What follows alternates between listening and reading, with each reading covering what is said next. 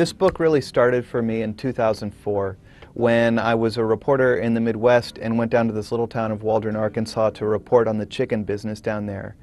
And what I saw really horrified and surprised me.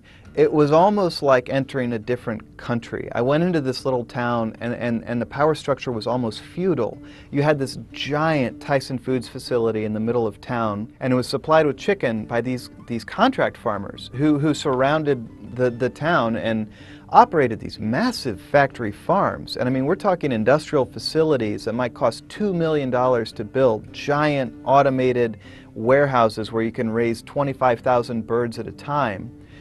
But because of the way the industry is structured, all these farmers were under contract, and they were frankly all under the thumb of this company. They lived on the edge of poverty. They lived in constant economic insecurity, even though hundreds of thousands of dollars in cash might pass through their farm every year. And that's what led me to want to report this book, is to understand how this power structure came to be, why it was built the way it was built, and what it means for Americans who raise meat and eat meat.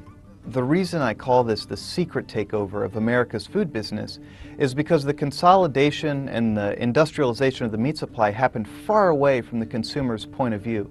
The companies I write about in this book, like Tyson Foods and Smithfield Foods, are anchored in really remote rural communities, places that are almost never visited by the national press, and this is where the revolution in the meat industry really happened. And furthermore, the companies at the heart of this know that there's not a big upside in consumers scrutinizing their operations. So they've been very media shy and very happy to do what they're doing behind the curtains. But what happened there was really a fundamental shift in the way America raises and buys meat. Consumers should be concerned about the meat industry, for one, because almost all of us eat meat. Over 95% of Americans eat meat. It's an important part of most households' diet.